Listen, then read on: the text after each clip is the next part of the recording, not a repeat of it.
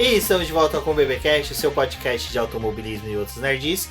Eu sou o Rubens GP Neto, seu host, e hoje vamos falar, né, Débora, das nossas expectativas da Fórmula 1 2021, mas pautando em apenas alguns tópicos. Exatamente, Rubens. Pessoal, sejam bem-vindos a mais este episódio aqui do BPcast. Estamos de volta depois de várias entrevistas bem legais que disponibilizamos aqui para vocês. E agora a gente vai voltar aí com essa maratona de episódios falando um pouquinho das expectativas e do que a gente espera para esse campeonato.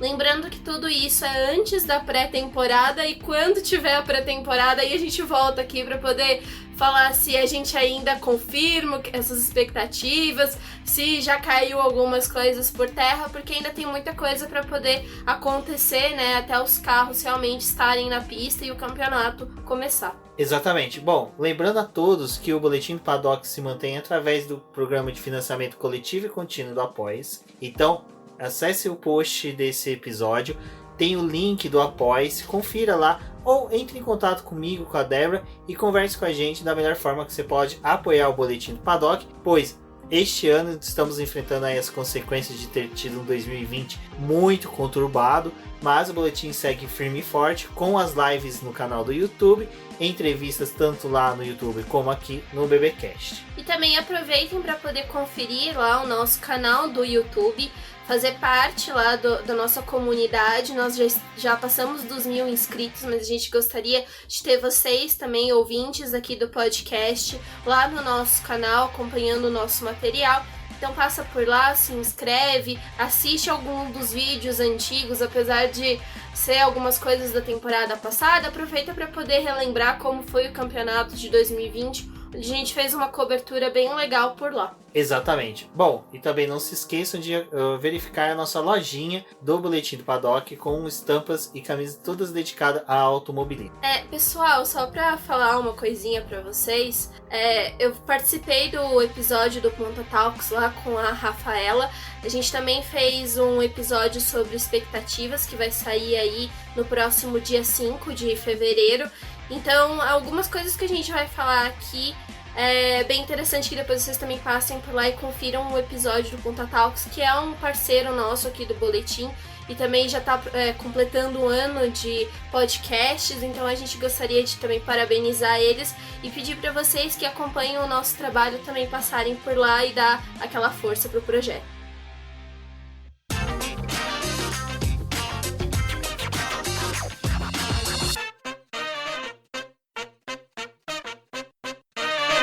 Agora, 2021 a gente já tem, né, o calendário pronto, já temos as pistas escolhidas, menos uma, que ainda está em aberto, mas é aquela coisa, né, Débora? Como nós estamos vendo esse calendário 2021, que já foi confirmado pela Fórmula 1, mas que ainda tem alguma coisa que pode ter mudanças, né?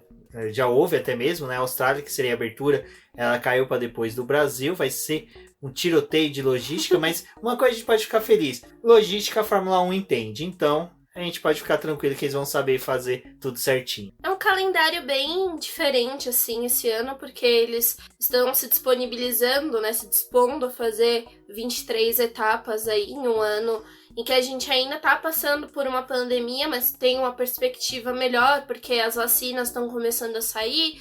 Alguns países da Europa já imunizaram bastante os seus habitantes, né? Então, é uma tendência de que provavelmente no decorrer do ano as coisas vão realmente melhorar. Mas eu ainda acho que é muito otimismo pensar que 23 etapas vão ser realizadas, né? Até porque a gente tá vendo que tem a questão de que não são só corridas dentro de autódromos, né?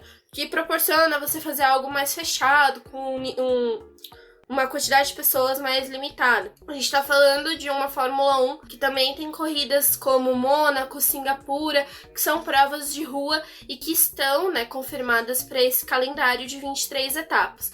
Foi o que o Rubens falou, né? A gente já teve a mudança aí da corrida que seria de abertura, que era na Austrália, ela foi jogada para o final da temporada, mas também tem o fator de que a China também não está fazendo parte desse calendário aí ainda, e a Fórmula 1 está tentando arrumar um espaço para poder colocar essa corrida depois do segundo semestre. E esse calendário já tem todas aquelas questões de que temos 3 etapas triplas esse ano, né?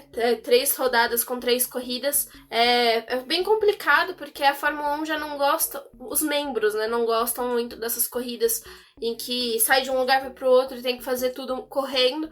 Mas foi algo que eles colocaram nesse calendário. Essas etapas juntas estão já para o segundo semestre. Então também é um calendário difícil de ficar se modificando e atendendo a expectativa de que vamos ter todas essas corridas, porque se uma cancelar não, né? Porque cancelar realmente não tem como recolocar ela nesse calendário, mas um adiamento, como foi a corrida da Austrália, a gente sabe que eles vão começar a jogar a prova e vai terminar esse calendário quando, né? No começo de 2022? É meio inviável. Então é um calendário bem caótico aí, a gente tem que ver como que a Fórmula 1 vai se portar com cancelamentos ou com possíveis mudanças, né? Exatamente. Temos que ver o seguinte, pelo menos o Bahrein é um dos países que está mais bem ranqueados no ranking de vacinação do Covid. Então a gente já sabe que possivelmente a corrida dele vai ser realizada. Primeiro que até mesmo a pré-temporada já vai ser realizada lá, então a gente já tem uma boa perspectiva do começo da Fórmula 1. Eu acredito que a Fórmula 1 pelo menos comece sim já nessa primeira corrida do dia 26 e 28 de março. Lá no Bahrein. Agora, as demais, eu acho que já começa a ficar um pouco mais possíveis de mudança. Principalmente como a Débora falou, as corridas que são pistas de rua vai depender muito da questão de vacinação, porque a gente tem que lembrar que a vacinação ela é focada justamente para desafogar os hospitais.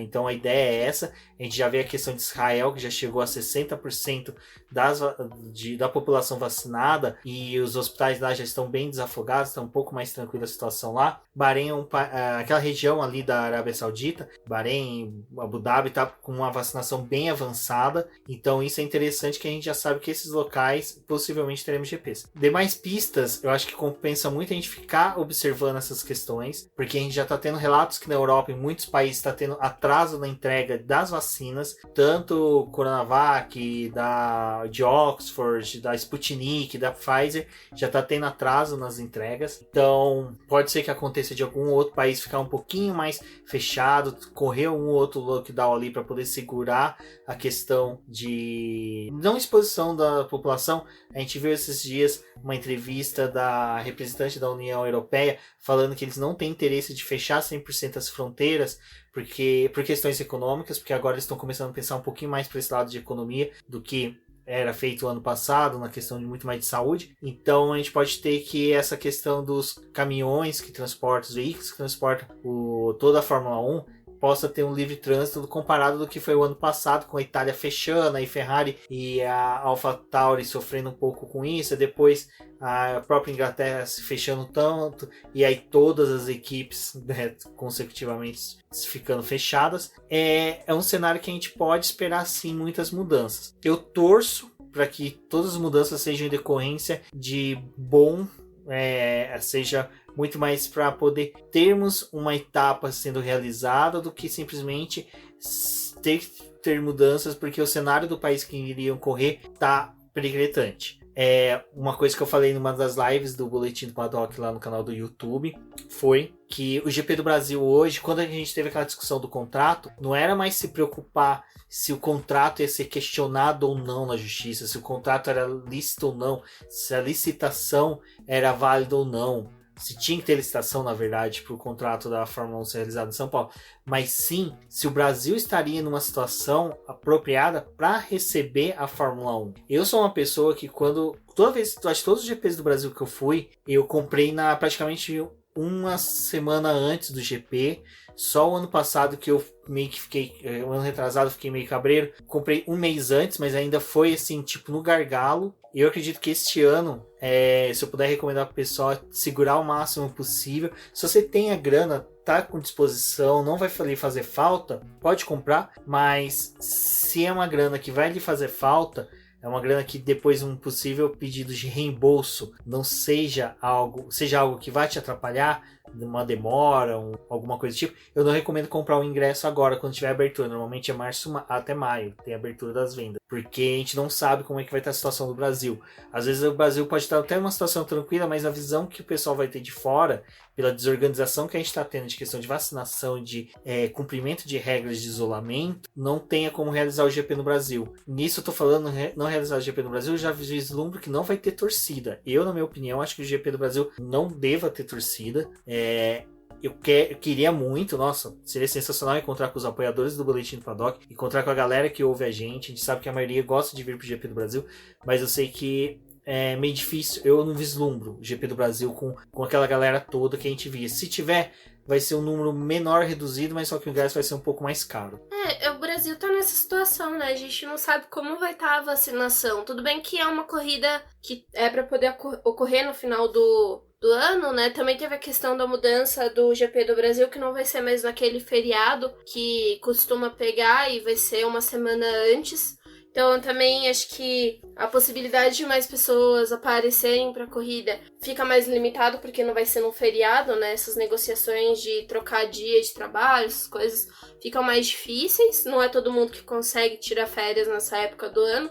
E para muita gente também nem é viável tirar férias em novembro. Mas o Brasil tá nessa situação, né? Essa semana também, que a gente tá gravando esse podcast, já começou os rumores de que a prova do Brasil realmente não iria acontecer, né? Tem alguns lugares falando que não vai acontecer, que não tem como. São burburinhos que acho que a gente vai ver surgindo semana após semana, de várias outras corridas. Algumas coisas devem se concretizar, porque é o que eu e o Rumi falou, né? A gente espera que provavelmente esse calendário acabe sofrendo realmente alterações, porque ainda estamos em uma pandemia e tem todos esses problemas ainda para poder realizar corridas. A gente pode até falar um pouquinho sobre a Fórmula E aqui. A Fórmula E, ela tá num momento em que ela tá se decidindo para onde ela vai e como que ela vai tratar o campeonato dela de 2021. É uma categoria que corre utilizando os circuitos de rua, e nesse ano talvez eles realizem uma prova lá em Valência, que é o circuito que eles costumam utilizar para poder fazer os testes de pré-temporada. É um circuito fechado, é algo que a Fórmula E já conhece, mas para poder dar andamento no campeonato, eles começam a optar por circuitos fechados. E é uma manobra que a Fórmula 1 não quer, ela não quer abrir mão dos circuitos de rua dela, né? Mas a gente sabe que 2021 ainda vai ser um ano caótico. Eu acho que vai ser um ano melhor porque a gente já tem ideia de como que o vírus funciona, como que é a transmissão. Ano passado ainda tinha muitas incertezas a respeito dessas coisas, ainda estavam vários estudos, mas a gente teve um avanço muito grande, né, de um ano para o outro, mas ainda não está tudo controlado, né, e mesmo com a saída da vacinação e com as pessoas sendo vacinadas, por exemplo, o Brasil não tem perspectiva de que todo mundo esteja muito bem vacinado, né, até o fim do ano. Então, temos que continuar observando tudo isso aí, mas eu ainda acho muito precipitado falar que a gente vai ter 23 provas esse ano, 24, né, se a Fórmula 1 ainda conseguir enfiar a China em algum lugar aí, que não é nessa terceira corrida do ano, né, a terceira corrida do calendário ali, que eles estipularam, talvez poderia ser uma prova em Portugal, né, esse retorno para Portugal, e ainda tem a corrida da China que tem que inventar e o que vai fazer com ela, né. Fórmula 1 é assim. Eu acredito que a China não deva entrar. A gente está tendo um cenário de discussão até mesmo da China ter dificultado a entrada de representantes da OMS no país. Então está tendo toda essa discussão de clareza dos dados dela quanto à questão do Covid. Então, hoje eu acho que pra gente acompanhar o cenário da Fórmula 1, a gente tem que acompanhar também o cenário da política internacional para poder entender aonde que a Fórmula 1 vai poder residir em algumas etapas. Mas vamos ser francos que pelo menos o cenário deste ano é um pouco melhor, como disse a Débora, a gente já sabe como é que funciona, questões de protocolos da Fórmula 1. É uma pena só a gente ter tido pilotos que foram infectados, mas só que a gente viu que mesmo um piloto ou outro sendo infectado, ainda consegue se restringir somente àquele cenário, aquele grupo ali, fazem testes, conseguem tem uma mobilidade de pessoal muito boa, então pelo menos a Fórmula 1 não tá dando o vexame que o pessoal da NBA tá tendo, né? Que um ano conseguiu fazer protocolos bons e no outro tá fazendo péssimos. Torcer pra Fórmula 1 ter um péssimo ano em 2021. Sobre o calendário, acho que é isso. Fica interessante vocês ir acompanhando pelo Boletim do Paddock, os textos da Débora. Sempre que tiver atualização, a gente vai conversando com vocês, vamos disponibilizando alternativas que a Fórmula 1, a própria Fórmula 1 fala. E aí sempre, pelo Boletim do Paddock, a gente traz o que é oficial. A gente nunca fica nessas especulações que nem o pessoal gosta de fazer, que nem Nissan na Stock Car, sem especulações. Agora, sobre a Fórmula 1, Débora, a gente ainda tem, né? A gente falou das pistas, né? Que ainda algumas podem sair, outras podem entrar. Vietnã saiu de vez. Não vai ter corrida esse ano. Uma droga, eu queria muito fazer um especial com o Valese para eu poder falar bom dia Vietnã, né? Iniciar igual o Robin Williams lá, Good Morning Vietnã. Mas não vai ser possível, mas vamos ver o que a gente consegue fazer aí de interessante para as pistas.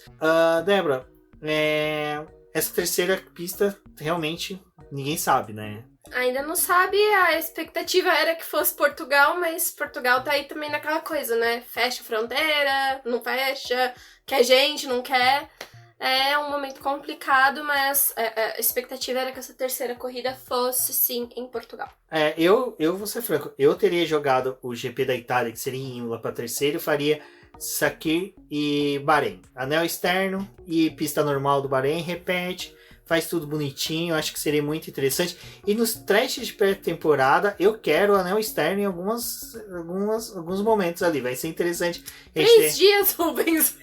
Então, 3 dias, faz um na pista normal, uma na pista estendida, que é aquela gigantona lá que o pessoal da WEC usa, e faz uma no anel externo, perfeito, ainda faz invertido. Faz invertido em sentido horário e anti-horário com os pilotos tudo junto, vai ser sensacional. O Rubens quer causa, ele não quer treino. Não, eu quero uma zipim fora. Mas o que eu acho maravilhoso é que a gente vai ter a segunda corrida lá em Imola, né? E só na 14ª corrida que volta pra Itália. O calendário da Fórmula... Sabe o que é engraçado? Porque teve... Acho que foi ano passado que a gente fez Se é caos, é ano passado. Hã? Se foi no caos, é no ano passado. A gente fez um episódio, né? Tentando explicar o calendário da Fórmula 1, né? Como que era, os deslocamentos. Foi 2019, porque o pessoal começou a fazer aqueles questionamentos. Não, por que não faz Canadá, Estados Unidos, México, Brasil? Tipo, gente, não dá.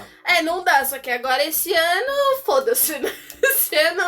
Esse ano eles escutaram o nosso podcast e falaram, não dá pra fazer, pois a gente vai fazer, é assim mesmo. Porque assim, o Canadá ainda tá numa data tranquila ali, tá naquele mêsinho que ali é verão. Cara, Canadá caiu pra junho. Gente, é calor escaldante, Canadá, nessa época. Escaldante não. Pra eles pra nós é normal. Pra nós é abrir a geladeira, aquele ventinho fresquinho da geladeira. Mas eu queria muito que permanecesse esse calendário desse jeito, entrasse ali na terceira Portugal, e podiam tirar a Arábia Saudita ali e dar um jeito de enfiar a Turquia ali no meio, o pessoal pegar... A Austrália também ninguém se importa, né, gente? Vamos combinar. Eu gosto da corrida da Austrália, eu acho interessante, eu acho legal. Eu tiraria ela facilmente. O problema da Austrália sempre foi a pré-temporada ser muito próxima da Fórmula 1, quer dizer, da Fórmula 1, mas muito próximo do início e ser muito extensa, as equipes conseguir ter dados suficiente. E a pista da Espanha, ela tem um formato que cancela a Austrália. O formato dela gera muitos dados que podem ser usados na Austrália. Agora você imagina, ali vai ser interessante, porque ali na Austrália eles já vão ter todo o know-how do ano inteiro, toda a noção do que é o ano inteiro, mas só que é uma pista ainda que pode pegar eles de surpresa. Eu acredito. A Austrália, por mais que seja, a gente, como já comentou, a gente tem uma colega nossa que tá residindo na Austrália. A Austrália tem vezes que eles dão lockdown, tipo, meio-dia, lockdown, todo mundo volta pra casa correndo. É sério. Tipo, gente, tem um infectado aqui, lockdown geral, todo mundo corre. Um koala espirrou. Todo mundo pra casa, lockdown. A Austrália tá nesse nível. Porque eles não querem ser fechados totalmente como a vizinha Nova Zelândia, mas eles não querem ser perna aberta igual tá sendo no Brasil. Então é aquela coisa. Tá numa coisa meio estranha lá. A Austrália sempre... Enquanto que um primeiro-ministro não nomear o Crocodilo Dundee pra cuidar da Austrália, eu não acredito que vai ter o GP da Austrália. Bom, Débora, outro ponto. Esse episódio acho que vai ser um pouquinho curtinho, gente, mas só que vai ser bem legal, porque agora a gente vai entrar no nome na galerinha que mudou. Na galerinha que comprou roupa nova, o pessoal que passou na funilaria lá, é o Raul, né, que é dos carros, que faz o... Pintura, como é que é o nome dele? Enfim, O cara passou lá na pintura, trocou a pintura, que é a Aston Martin. Ramon. Tem um delay aqui pra poder lembrar das coisas. Bom, Aston Martin, gente, um carro verde na pista, olha que coisa linda. Eu fecho o olho, eu imagino aquele carro verde bonitinho, rodando, indo pra grama, se perdendo na grama, que nem a vaca verde quando vai na grama e some. Mas, é sério, eu comecei assistindo Fórmula 1 na época da Jordan. Tinha tipo, na Jordan verde não, porque eu não lembro da Jordan verde, mas eu cheguei a ver a Jordan verde. Mas eu acho que o tempo que eu peguei mais fixação assim, pela Fórmula 1 foi na época da Jaguar. Aí junta aquela coisa, né? O cara é palmeirense, carro verde, Jaguar. E agora eu tô no hype que o carro da Aston Martin vai vir verdão, coisa linda. Aí eles vêm com aquele verde marca-texto da WEC. Mas, é isso. Aston Martin, né, Débora, que chega também prometendo mundos e fundos. E com Sebastian Vettel, que é a outra mudança que tivemos do grid. Eu acho que é uma das equipes que eu tô mais animada, assim, com relação a eles, porque é uma equipe que tá ali no meio, né, do grid. Ela não tá nem brigando com a Mercedes, porque era o que a gente talvez imaginou no começo de 2020, mas não tá, né, desesperada brigando ali com a Alfa Romeo, graças a Deus, né? A Alfa Romeo não precisa de ninguém pra poder estragar ela, senão ela mesma. Mas a Aston Martin, acho que é a equipe que a gente pode ter uma perspectiva melhor aí no grid, porque ela tem muito pra poder fazer ainda e pra avançar e começar a brigar melhor pelas primeiras posições do grid.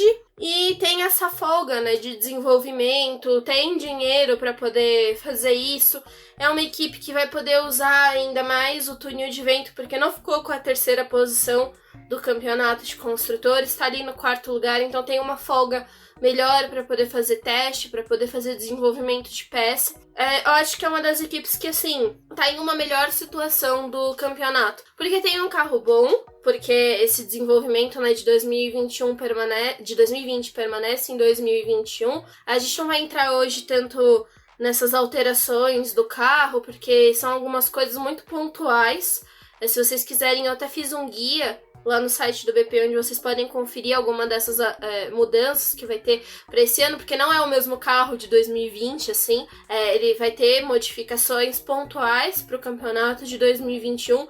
Então são mudanças que podem sim fazer alterações nesses carros. Tem a questão da downforce, que mesmo assim, né, a Fórmula 1 tem toda uma controlada, mas a gente sabe que não vai ter como isso permanecer por todo o campeonato. Os carros devem recuperar muito da força deles ali já nas primeiras corridas do ano, mas... Essa questão da mudança, eu achei uma coisa só interessante, só para pautar, que eu queria que você falasse um pouco mais sobre isso, porque é o seguinte... A gente tem mudanças do regulamento que vai fazer os carros ficarem mais lentos. Eu acho que o desafio maior, não sei se você concorda comigo, é a equipe que souber utilizar essas mudanças para perder menos velocidade. Porque assim, são alterações que vão fazer com que o carro perca velocidade, por causa que a Pirelli foi um pedido dela. Mas, ao meu ver, vai ser mais uma daquelas jogadas em que a equipe que souber usar a estrutura, todo o desenho das mudanças exigidas, para perder menos velocidade. Então, é que tem uma coisa muito interessante disso, que até a Fórmula 1 levantou já essa questão. Foi um pedido da redução da downforce por causa dos pneus, né? Os pneus precisam suportar mais um ano. Eles tiveram mudanças pontuais na sua estrutura para poder aguentar mais um campeonato em que os carros de 2020 já foram medidas as maiores forças que a Fórmula 1 teve. Então é um pouco para poder conter isso. Mas eles já sabem que essas mudanças que foram colocadas para esse regulamento de 2021 não vai conter esses carros por muito tempo.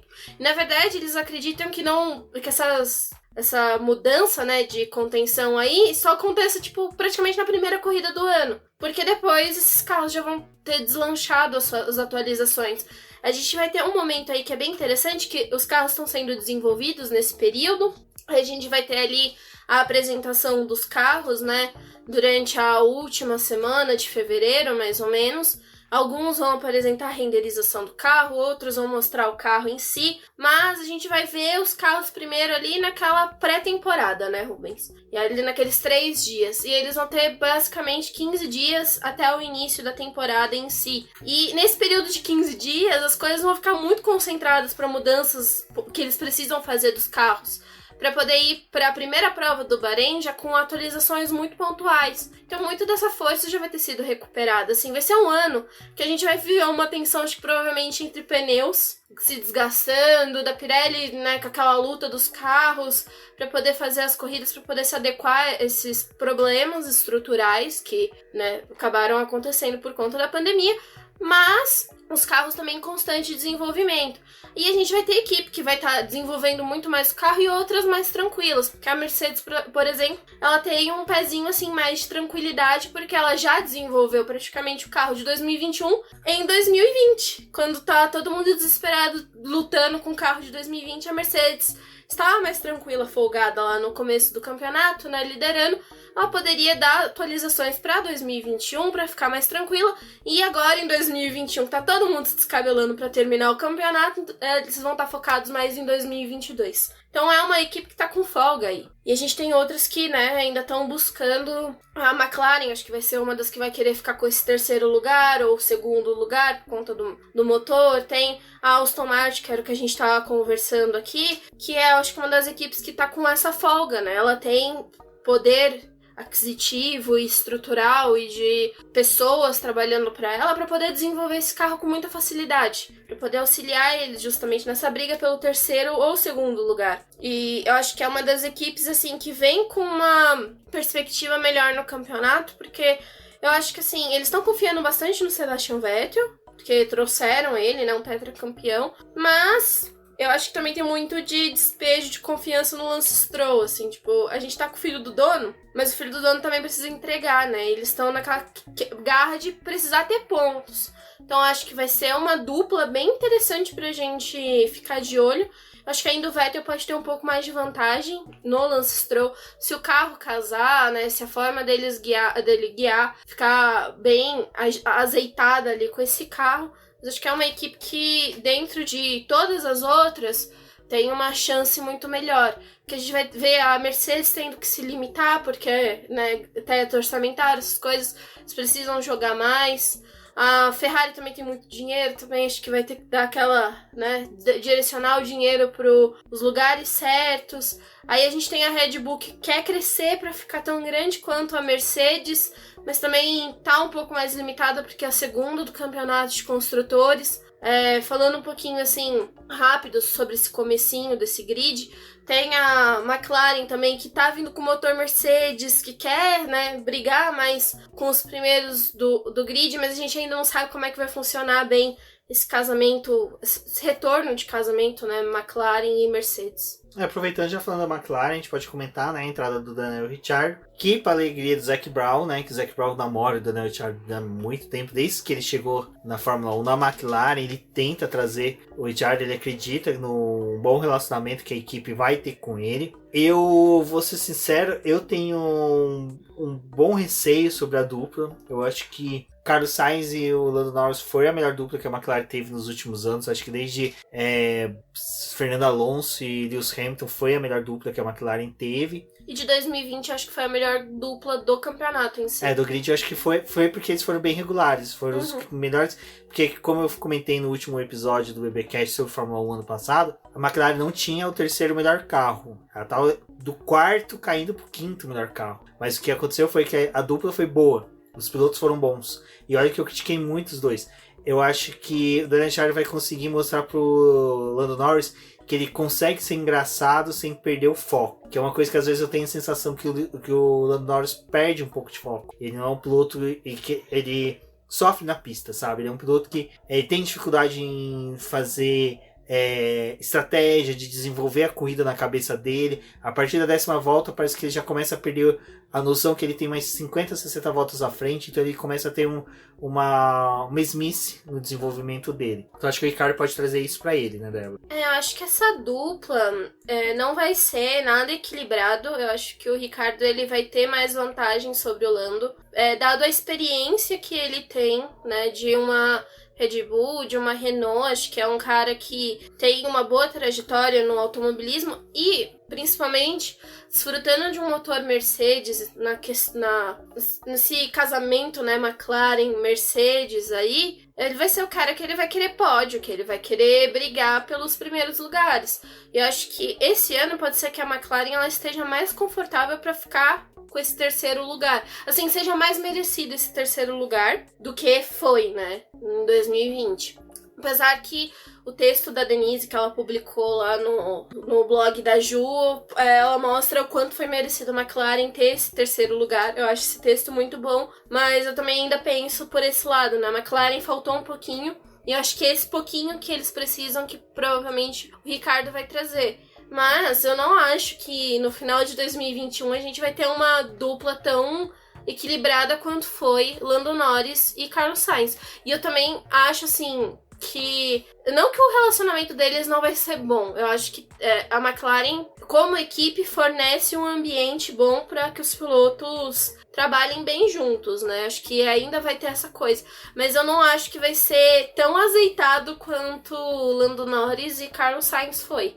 Assim, não consigo esperar que se repita isso entre Lando Norris e Daniel Ricciardo, até porque parece que o Lando já tava dando umas alfinetadas no Ricciardo, né, em questão de dupla, então não sei. A gente parar pra pensar, né, o Daniel Ricciardo tá indo pra sua 10ª temporada, então assim, ele é um piloto muito experiente, e ele é novo, tá? Eu tenho que falar que ele é novo porque ele é só 2 anos mais novo que eu, então pra eu me sentir um pouco novo também. Então, 31 anos, já é o cara que tá naquela fase, que tá na gana pelo título. Ele mesmo, eu lembro que quando ele chegou na Red Bull, ele comentou, quando ele tava entrando na Red Bull, o Sebastian Vettel, com a mesma idade que ele tinha, já tinha tido 4 títulos, e ele não, então ele tava esperando isso. Então eu acho que o Daniel Ricciardo é uma coisa que a McLaren pode usar a favor dela. Esse ano vai ser um ano realmente de adaptações para a McLaren, tanto com a nova dupla, quanto com a questão do motor. O carro da McLaren, em certo momento eu estava muito empolgado com o que poderia vir, mas eu tô com muito receio. Eu acho que pode acontecer de novo de uma cagada estrutural no desenvolvimento do carro. Então, mas a gente vai até não me prolongar muito aqui, a gente vai fazer episódios comentando sobre os carros, mas eu acho que o Daniel Ricciardo vem para a McLaren formar com o Lando Norris uma dupla equilibrada.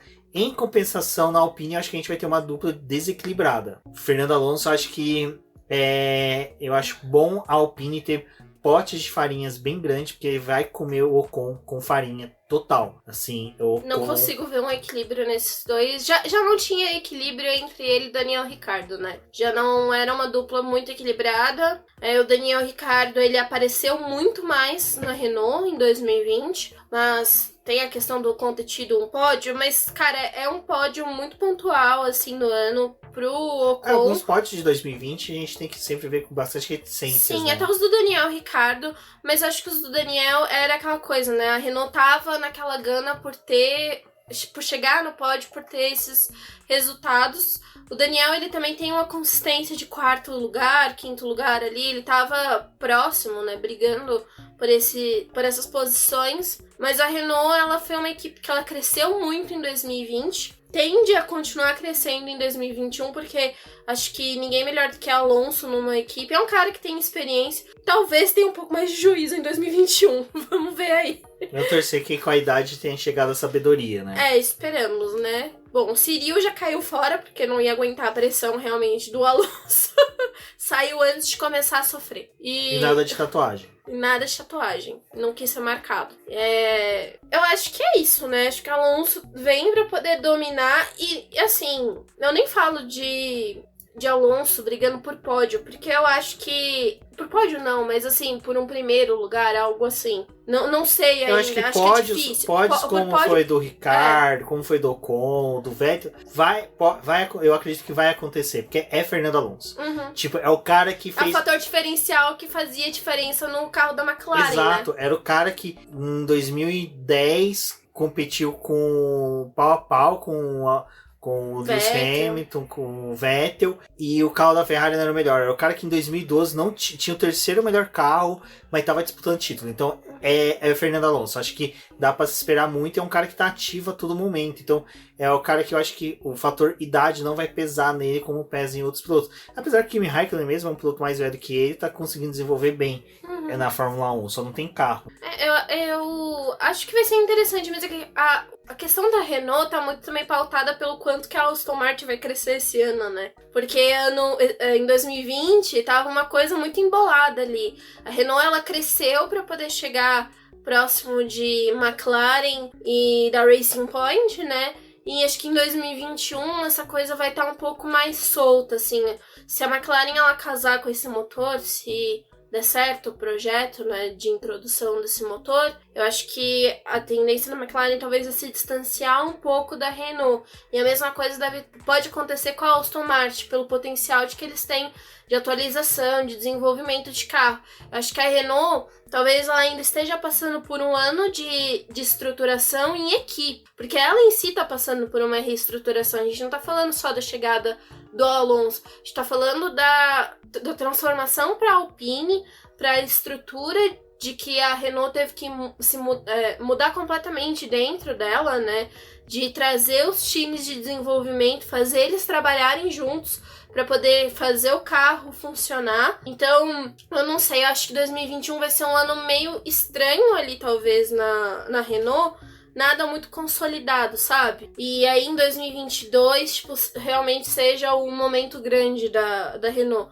Mas acho que o Alonso, fator Alonso pra poder brigar por pódio é plausível, né? Porque é o Alonso. Mas não espero o mesmo do Ocon, sabe? Acho que quando tiver decisões, assim, em pontuação da Renault brigando ali pra poder crescer no campeonato, os pontos provavelmente devem vir pelo Alonso e não pelo Ocon. E é interessante essa coisa que a gente ficou falando, né? A gente vai ouvir novamente os rádios polêmicos, destruidores do Fernando Alonso.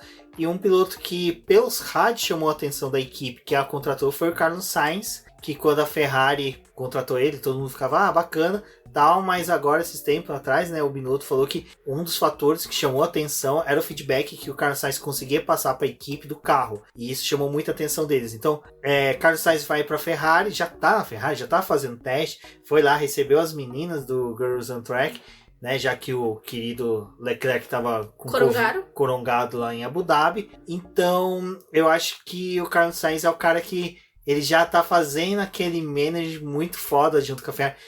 Ele deu uma sorte muito grande por conta disso, do Leclerc não tá na equipe nesses dias. Tipo, ele teve a equipe só pra ele.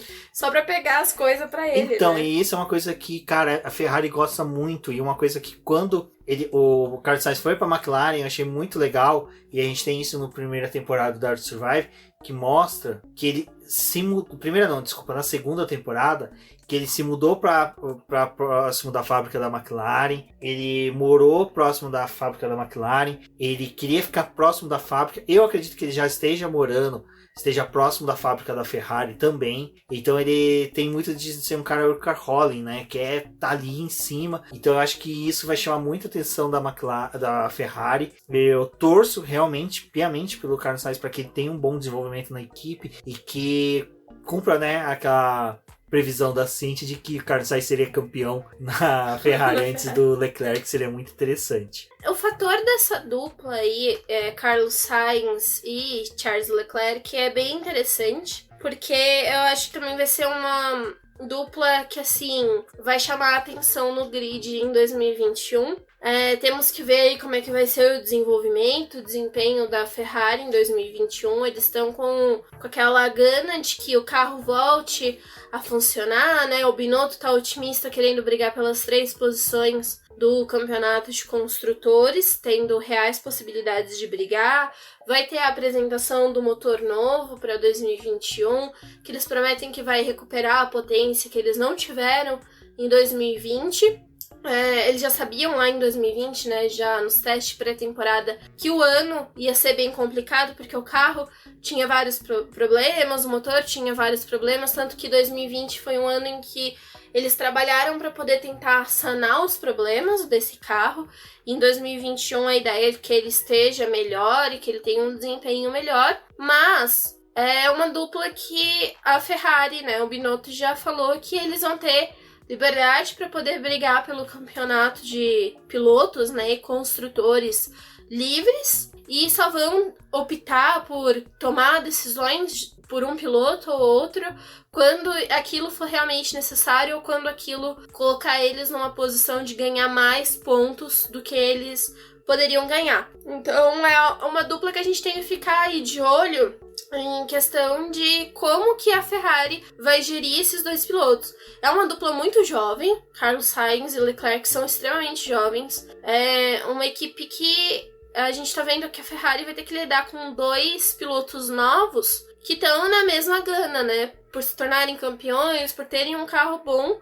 O Sainz, ele tá ganhando a oportunidade de guiar pela Ferrari quando a gente não imaginava que isso ia ser possível, mas ele foi o escolhido para poder substituir o Sebastian Vettel. Eu acho que ele é um piloto com muito potencial, mas assim, acho que é uma dupla que pode se estranhar. E nem tanto talvez pelo Carlos Sainz, mas eu acho que pelo Charles Leclerc. Por a gente não ter essa posição definida de quem vai ser o primeiro e quem será o segundo piloto, sabe? Essa forma de deixar os dois pilotos brigarem livremente e, sei lá, tomar uma decisão na metade do campeonato pode dar muito ruim pra Ferrari. A gente viu que em 2020 isso já não foi bom. A relação deles com o Vettel, né, foi algo que foi sido muito questionado, com muitos problemas. O Leclerc, ele tem uma posição de ter um contrato duradouro com a Ferrari, mas isso pra eles é bulhufas, né? Que os dois façam seu papel. Então, assim, é uma dupla caótica também, né, Rumix? Eu tô naquela de pegar o balde de pipoca e querer ver treta ali interna. Eu acho que o Sainz já tá bem acostumado de ter um companheiro birrento, um bebezão, então ele vai conseguir lidar muito bem com o Leclerc. Eu acho que o Carlos Sainz, se ele souber trabalhar o psicológico do Leclerc, principalmente quando tiver erros, ele conseguir extrair pontos. Quando o Leclerc errar, vai começar a pesar no psicológico do Leclerc. Se a gente parar para pensar, aquele rádio em que ele reconhece o pódio do Sebastian Vettel na Turquia, depois dele ter cometido um erro, é muito pesado para um piloto que a gente via que tinha uma autoestima muito alta, que sabia lidar muito bem com situações assim. Ele falar aquilo, transbordar aquele sentimento ali naquele momento, foi bem interessante. Acho que o Carlos Sainz é um piloto que ele é muito mais frio, calmo para essas situações do que qualquer outro piloto. Por ser um piloto espanhol, ele é muito calmo para essas coisas. E eu acho que se ele souber usar isso para cima do Leclerc, ele consegue agariar tanto membros da equipe Ferrari, como também bons pontos para o campeonato dele. Bom, falando em bons pontos para o campeonato, quem pretende, né, pontuar muito bem nesse campeonato agora é a Red Bull, né, que trouxe o Sérgio Pérez. Eu tô naquela situação eu tô urso do pica-pau. Eu não sei se o Sérgio Pérez vai botar para quebrar e querer ser o piloto fodão da equipe, ou se ele vai entender que ele teria que ser escudeiro do Verstappen. Na minha humilde opinião, eu acho que o Pérez vai botar pra quebrar. 1 ano só de contrato. Você até pensou um pouco pra poder escolher entre assinalar aí essa questão. Eu tava escolhendo um termo bom, assim, tipo, eu não ia usar termos chulos pra falar que ele ia, sabe, bater o pau na mesa e falar, olha, eu sou o piloto que vai comandar essa equipe, vou bater de frente com o Verstappen. Gente, é a oportunidade da vida dele. É a oportunidade da vida dele. A segunda que ele tem, né, que daquela passagem da McLaren, diga-se de passagem, ele também cagou, jogou merda no ventilador, sabe? Então, eu acho que... Conto pra que a maturidade dele desses últimos anos né? A maturidade do cara que no meio da pandemia foi almoçar em restaurante e abraçou fãs. Diga-se de passagem. Mas digamos na pista, né? Digamos que na pista é diferente. Mas eu gosto muito do termo lambeção. Se a lambeção da Red Bull com o Sérgio Pérez, como tá nas redes sociais, como tá de fotinho por aí, como tá todo esse amor, se concretizar... É o outro que tá na fábrica, enquanto que o Verstappen tá em Mônaco curtindo as férias. Então... Exatamente. É outro que tá ali, né? Como diria meu pai, né? Vassoura nova, varre, que é uma beleza. se essa ambição se concretizar, estamos bem aí, porque parece que a Helmut Marko tá feliz, que Christian Horner tá feliz, apesar que já tá falando de novo que a Red Bull vai sair da Fórmula 1, porque é sempre assim. Não, mas ele falar isso, mas só que a gente ficou sabendo, todo mundo, quem acompanha a Fórmula 1 tá sabendo, que a Honda já tá preparando o motor de 2022, que vai entregar tudo bonitinho pra Red Bull. A Red Bull deve assumir a fábrica. Então, quem vai assumir uma construção de um motor deve pretender ficar na Fórmula 1 um bom tempo. Exatamente. A Red Bull é assim, né? Eu acho que quem deve estar com sono bem zoado é o Bottas. Não entra na mudança de pilotos, porque até agora a gente não sabe se o Lewis Hamilton assinou o contrato ou não. Mas imagina a situação do Bottas. O cara já via cagado de medo do Vettel, não. Vai ficar cagado de medo também agora. Se Aston Martin e Sebastian Vettel casar bem, é mais um piloto ali pra atrapalhar ele. Mas assim, se vem um Lewis Hamilton novamente, ele já sabe que vai ficar pra trás. Ele entende, ele já sabe que ele tem que fazer o papel dele ali de ameaçar 2 corridas, ganhar uma, rodar em outra, sabe? Faz uma Mas por agora, aqui. se não renova com o Lewis Hamilton, vem o Russell, o Bottas tem a obrigação moral de superar o Russell. A gente já viu que no embate pau a pau dos dois, o Russell é um pouco melhor. Né? Não vou falar que é tão melhor assim, porque, né, ali, Sucker, anel externo, é uma situação é bem atípica na Fórmula 1. A gente tem que saber como é que é um cara como o Russell numa pista louca que nem Mônaco com o carro. Não, Mônaco não, Canadá com o carro da Mercedes. É uma pista diferenciada que exige de um conhecimento bom de um piloto. Então, isso eu queria ver o Russell. Mas, se vem o Russell, o Bottas já começa a ficar, putz, cara, dá pra superar. Mas daí começa a ver pra trás quem tá vindo. Verstappen, Pérez, Vettel com possível desempenho. O Bottas é o cara que sabe que se ele rodar na pista, tiver que trocar uma asa, ele vai ter que ultrapassar esses caras com carro bom. Aí tem o Fernando Alonso, pra quem não lembra em 2018, o Lewis Hamilton no GP do México levou acho que uma volta e meia pra ultrapassar o Fernando Alonso. O Fernando Alonso virou uma carreta na frente do Hamilton, o Hamilton não conseguiu ultrapassar. Então assim, gente, o Bottas, pra mim, é o cara que tá com mais sono perdido durante... Eu acho que ele vai vir não esse ano com barba grande, mas com olheiras gigantes por não conseguir dormir. Ai, gente, e o Hamilton já tava andando no meio das neves. Ele já tava lá fazendo o treinamento dele no meio das neves. O Bottas, não adianta ele fazer treinamento nenhum ultimamente, sabe? Não, assim, eu torço pra que o Bottas um dia se encontre, sabe? Saiba o que ele tem que fazer. Porque ele faz... Eu não gosto de piloto que faz um discurso tipo... eu vou pra cima, tal. Aí chega em umas corridas que ele é decisivo, que ele pode, sabe? Ele tem obrigação de pontuar. Tipo, o Lewis Hamilton tá fora, cara. Tá fora. Bottas é leão de postagem e gatinho de treino. Exato. Abu Dhabi, velho. Abu Dhabi ele tinha obrigação moral de vencer. O Lewis Hamilton tava voltando de coronga. O cara tava debilitado. Tipo, cara, ele tinha obrigação. Não, vai lá e perde pro Verstappen. Patético. Aí você tem uma coisa que até o pessoal da Mercedes falou. Novo regulamento técnico, mudanças aerodinâmicas, Adrian Newey pode surpreender, sabe? Adrian Newey é nosso pastor e Downforce não nos faltará.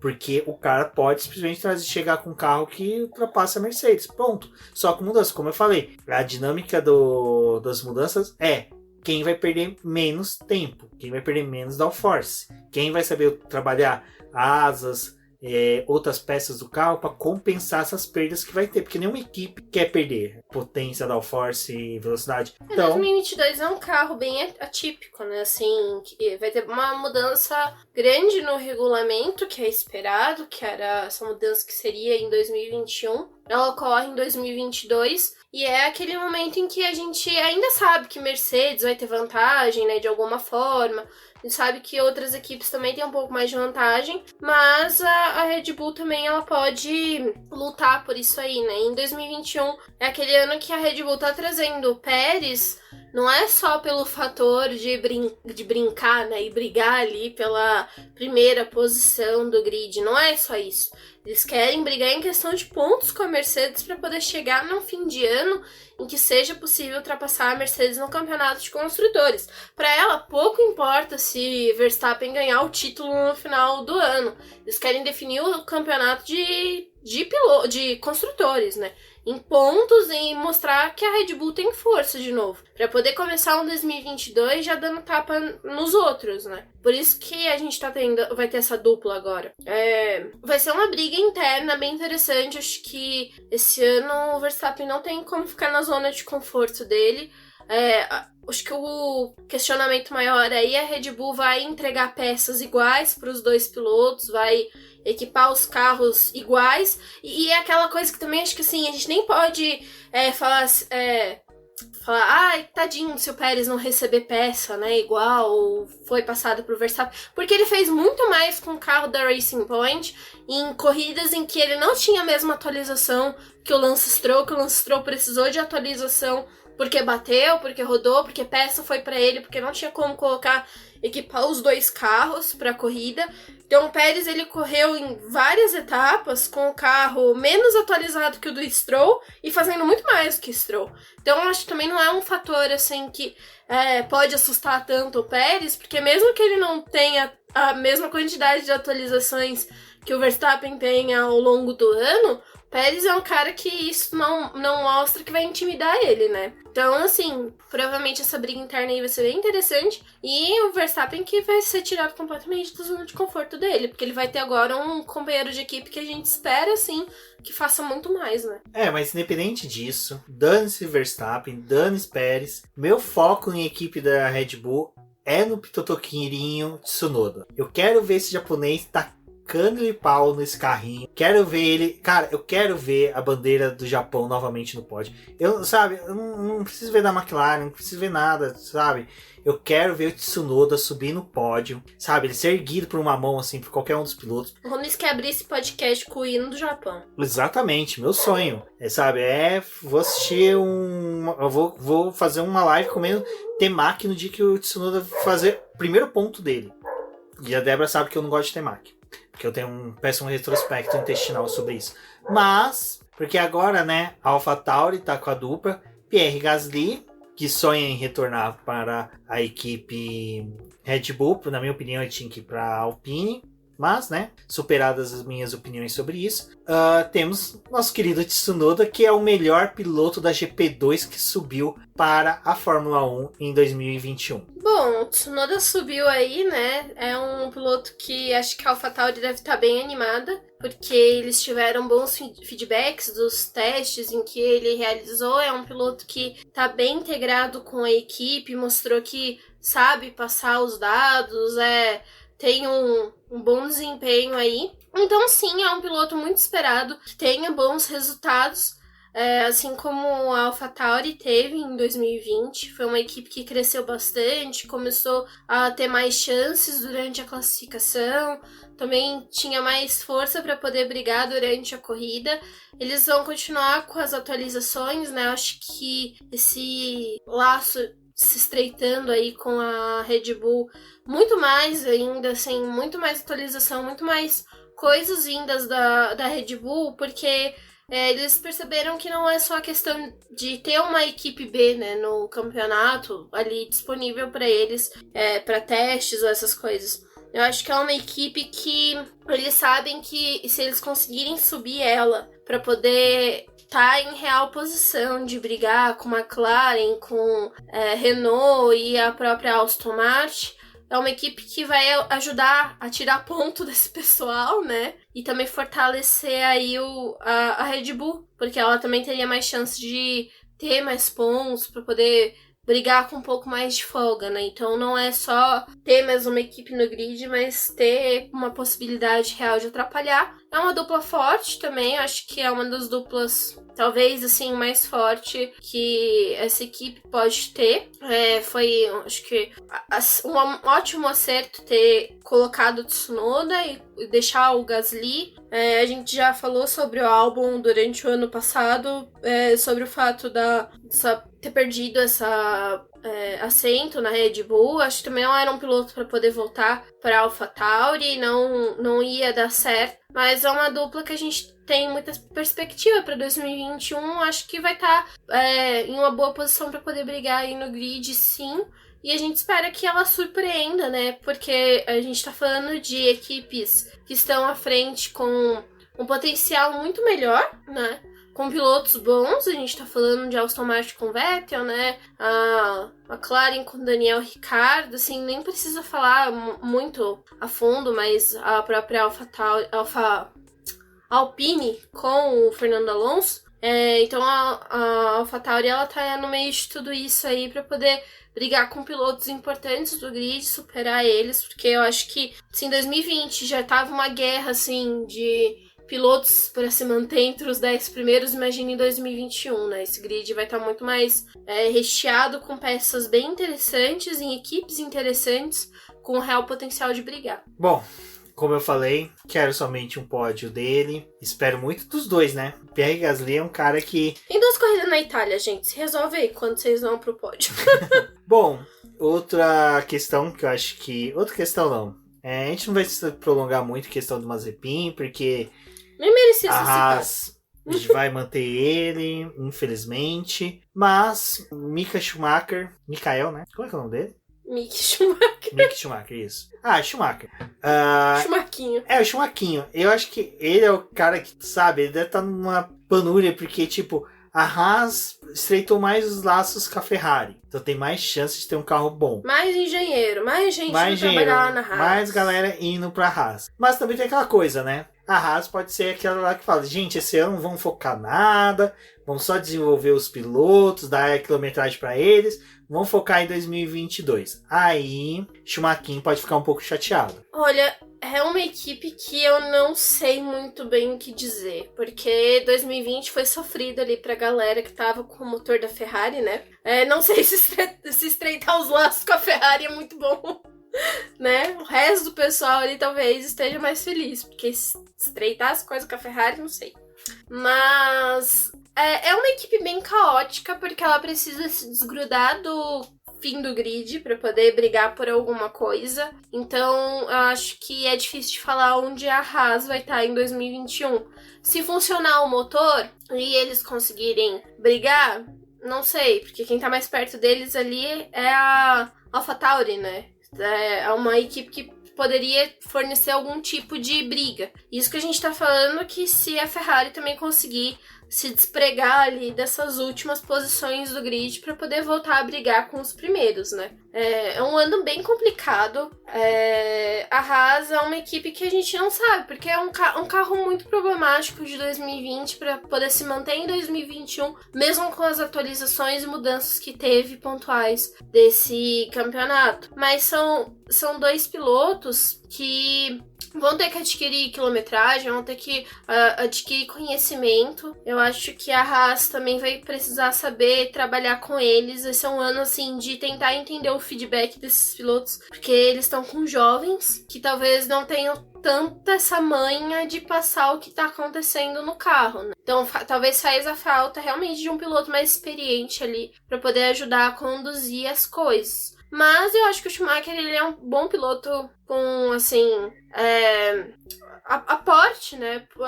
Essa mudança da Ferrari de fornecer pessoas capacitadas para a Haas, para poder auxiliar eles, é um fator Schumacher, né? Então, eu acho que a equipe tá encaminhada por esse lado, mas ainda é um coringa, né, nesse grid aí. É difícil de dizer o que vai acontecer. Até porque a gente tá falando de que se mudar alguma coisa no motor, a gente sabe que a Haas e a Alfa Romeo, eles estão muito próximos, né? Em questões de problemas ali, os dois estão muito amarrados. Então, se o motor trouxer alguma coisa para essas equipes, provavelmente vai ser as 2 equipes ganhando uma potência, né? Ganhando alguma coisa para poder andar melhor. E aí eles continuam ainda embolados, porque não tem muito por onde fugir, né? É bem complicado essa dupla. E a gente também tem que contar, assim, que Mazepin, a gente não sabe o que vai acontecer, né? Ele é o caos em pessoa. Ele vai prejudicar a equipe de alguma forma, eles vão ter punições, eles vão ter que lidar com questão de peça, porque trazendo atualizações, sei lá, pro carro do Schumacher, e aí quebra alguma coisa no carro do Mazepin, tipo, eles vão ter peça pra poder repor nos carros, como é que vai ser? Tipo, quebrou alguma coisa aqui que a gente poderia estar atualizando, mas na verdade a gente tá consertando. É bem complicado. Só torço pra que o Mazepin não jogue nenhuma placa novamente no Tsunoda, né? Não seja um maluco... E tá grudado com a AlphaTauri ali, né? O risco é esse. Não, até que a AlphaTauri eu acho que vai um pouquinho mais à frente, né? Eu acho que as expectativas ficam aonde estará o Williams no ano que vem. Este ano, na verdade, desculpa. Então, é isso, pessoal. A ideia desse podcast era um pouquinho mais situar vocês sobre o que a gente está achando dessas mudanças do início da temporada 2021. Nós vamos rolar ainda mais alguns episódios para os próximos dias, para as próximas semanas. Quando tiver as datas de lançamento dos carros, acompanhem no canal do YouTube do Boletim Paddock, onde nós vamos fazer boletins expressos falando dos lançamentos. Também faremos lives comentando sobre cada carro. Então a gente vai separar um dia da semana para cada carro, então provavelmente serão 2 semanas direto, lives todos os dias, de segunda a sexta, comentando sobre os carros. E se você é apoiador do Boletim do Paddock e está nos ouvindo, já pode vir conversar com a gente para a gente se programar, porque os apoiadores vão poder participar da live, cada um vai participar dentro da equipe que é fã, então a gente vai ter que distribuir direitinho.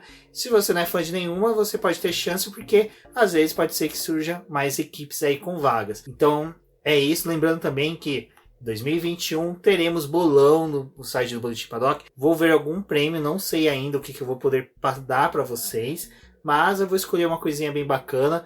E até antes da pré-temporada ali, eu faço um post, faço um vídeo, comento direitinho como é que vai ser o bolão 2021 da Fórmula 1 no Boletim do Paddock. Obrigada, pessoal, por escutarem o programa até aqui. Continuem acompanhando as nossas publicações lá no site. Estamos tendo regularidade de posts. Se vocês quiserem saber alguma coisa sobre a Fórmula 1 ou sobre a Stock Car, outras categorias que a gente acompanha, falem com a gente também, podem sugerir pautas e outros temas. Eu sou a Débora Almeida, no Twitter como The Flowers. Acompanhem o Boletim do Paddock nas suas redes sociais, como Boletim do Paddock, e no Twitter como @diznoboletimque, e até uma próxima.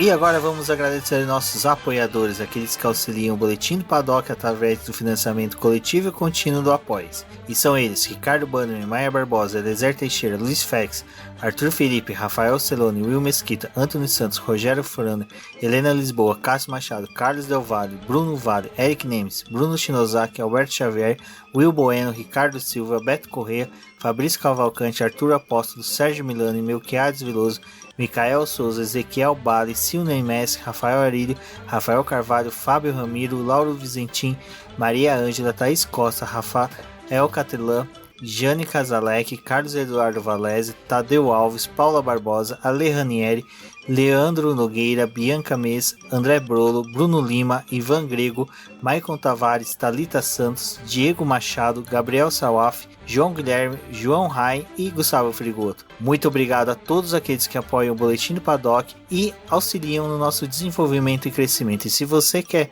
apoiar também o Boletim do Paddock, entre em contato com a gente através dos nossos perfis oficiais ou acesse o link apoia-se.com/Boletim do Paddock, e lá você terá as opções de apoio ao Boletim do Paddock. Um forte abraço e obrigado. Isso é tudo, pessoal.